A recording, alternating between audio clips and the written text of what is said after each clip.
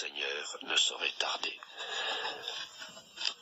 Une question se pose, si nous savons maintenant que le Seigneur est très proche, qu'il va bientôt revenir, puisque les signes annoncés sont accomplis ou en voie d'accomplissement, nous pouvons nous poser cette question, mais pourquoi Jésus-Christ va-t-il revenir?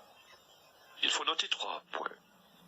Premièrement, pour délivrer les siens, selon 1 Thessaloniciens chapitre 4, versets 16 et 17. Et cela avant la manifestation de sa colère, c'est ce qui est habituellement appelé l'enlèvement de l'Église. Deuxièmement, il revient pour juger le monde pécheur, c'est-à-dire manifester sa colère avant d'établir son royaume. 2 Thessaloniciens chapitre 1, versets 7 et 8, Apocalypse chapitre 6, versets 12 à 17. Troisièmement, il revient pour établir son règne de justice et de paix, c'est-à-dire le millénium ou l'âge d'or. Ésaïe chapitre 2, chapitre 9, Zacharie chapitre 9, Psaume 72, Daniel chapitre 7, etc. Et nous parlons maintenant donc de ce premier point, l'enlèvement de l'Église. L'Écriture sainte parle de 4 enlèvements. Le premier, l'enlèvement d'Hénoch. Hénoch fut enlevé pour qu'il ne vît point la mort et qu'il ne parut plus parce que Dieu l'avait enlevé. Car avant son enlèvement, il avait reçu le témoignage qu'il était agréable à Dieu. Genèse 5, verset 2, Hébreux 11, verset 5. Deuxièmement, l'enlèvement d'Élie, dans un char de feu. 2 Rois, chapitre 2. Troisièmement, l'enlèvement de Jésus. Ce Jésus qui a été enlevé du milieu de vous viendra de la même manière que vous l'avez vu allant au ciel. Actes, chapitre 1, verset 9 à 10. Quatrièmement, l'enlèvement de l'Église de Christ. Voici en effet ce que nous vous déclarons d'après la parole du Seigneur. Nous les vivants, restés pour l'avènement du Seigneur, nous ne devancerons pas ceux qui sont morts. Car le Seigneur lui-même, à un signal donné, à la voix d'un archange et au son de la trompette de Dieu, descendra du ciel. Et les morts en Christ ressusciteront premièrement. Ensuite, nous les vivants, qui serons restés, nous serons tous ensemble enlevés, avec eux, sur des nuées, à la rencontre du Seigneur dans les airs. Et ainsi, nous serons toujours avec le Seigneur. C'est le texte de 1 Thessaloniciens, chapitre 4, versets 16 et 17. Selon l'enseignement de l'Écriture, cet enlèvement des convertis se fera de la manière suivante. Tout d'abord, dans les airs.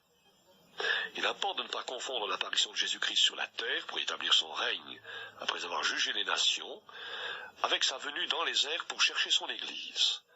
Ainsi, il vient d'abord dans les airs, c'est la première phase du retour, et ensuite sur la terre, seconde phase du retour. Nous serons enlevés à la rencontre du Seigneur.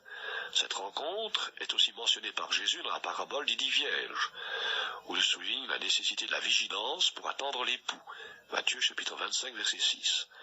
Et il se comprend que l'époux ne vienne pas de la même manière que le juge, décrit dans Apocalypse chapitre 19, verset 11 à 16. Nous serons enlevés avec des corps glorieux. La chair et le sang ne peuvent hériter le royaume de Dieu. La corruption n'hérite pas l'incorruptibilité, déclare la parole de Dieu. Et c'est pourquoi nous serons changés, car il faut que ce corps corruptible revête l'incorruptibilité, que ce corps mortel revête l'immortalité. C'est ce qu'enseigne l'apôtre Paul dans 1 Corinthiens, chapitre 15, versets 51-53. Il est ajouté que notre corps deviendra corps céleste, corps spirituel, corps glorieux. 1 Corinthiens 15, versets 42-49. Il deviendra semblable au corps de gloire du Seigneur. Philippiens 3, versets 20-21. Ce sera alors ce que l'Écriture appelle la rédemption de notre corps. Romains chapitre 8, verset 23. Nous serons, au moment de cet enlèvement, à la rencontre du Seigneur, semblables au Seigneur lui-même. Bien-aimés, nous sommes maintenant enfants de Dieu, écrit l'apôtre Jean, et ce que nous serons n'a pas encore été manifesté. Mais nous savons que, lorsque cela sera manifesté, nous serons semblables à lui, parce que nous le verrons tel qu'il est. 1 Jean chapitre 3, verset 2. Et tout cela, cette transformation de notre corps, cet enlèvement, se fera en un instant. Le mot instant dans 1 Corinthiens 15, 52, c'est le mot grec atomo, soit en traduction moderne, atomiquement, dans une fraction de temps si petite qu'elle ne peut pas être divisée.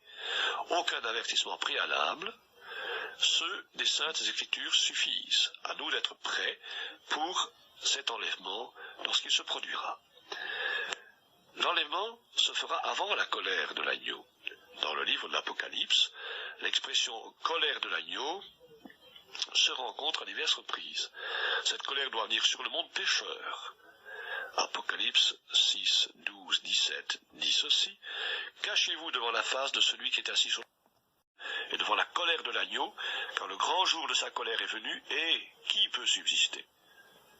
Puis encore ce texte d'Apocalypse 19, verset 15, « Il foulera la cuve du vin de l'ardente colère du Dieu Tout-Puissant. » Le terme colère se rencontre souvent dans la parole de Dieu pour désigner la juste indignation du Dieu saint contre le péché, et aussi la manifestation de sa justice rétributive qui punit le pécheur obstiné.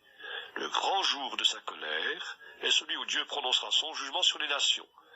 Le jour de colère n'est que pour les enfants de colère, car Dieu n'a pas destiné ses enfants à la colère, mais à l'acquisition du salut par Jésus-Christ. C'est le texte de 1 Thessaloniciens chapitre 5 verset 9. Si le monde incrédule doit passer par la colère de l'agneau, il est réjouissant de savoir que les chrétiens participeront non à la colère, mais aux noces de l'agneau. Apocalypse chapitre 19 verset 7 à 9. La manifestation de cette colère est encore appelée ruine soudaine. 1 Thessaloniciens chapitre 5 verset 3, dont il est dit que personne n'échappera.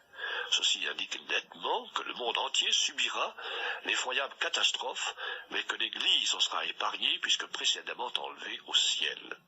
Selon 1 Thessaloniciens 4, verset 17. Le Seigneur lui-même nous invite à nous tenir prêts afin d'être en état d'échapper.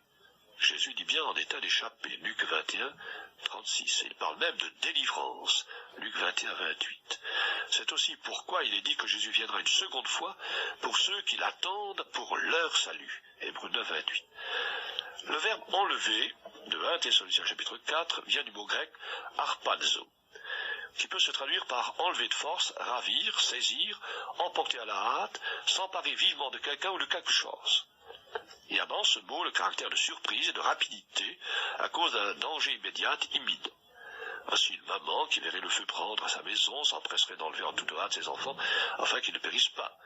Pour aussi penser que l'enlèvement des enfants de Dieu aura lieu avant la ruine soudaine. En conséquence, l'Église du Seigneur n'a pas à attendre la réalisation de tous les signes annoncés par Jésus comme devant précéder son retour sur terre puisqu'elle sera enlevée avant le jour de la colère. L'enlèvement peut donc se produire d'un moment à l'autre. La délivrance de Lot, qui en est une frappante illustration, est donnée aussi comme avertissement par Jésus. Le cataclysme n'eut lieu que lorsque Lot fut au large, en sécurité, et Lot symbolise les disciples du Seigneur. Rappelons-nous que le Seigneur nous délivre de la colère à venir. 1 Thessaloniciens 1, versets 9 et 10.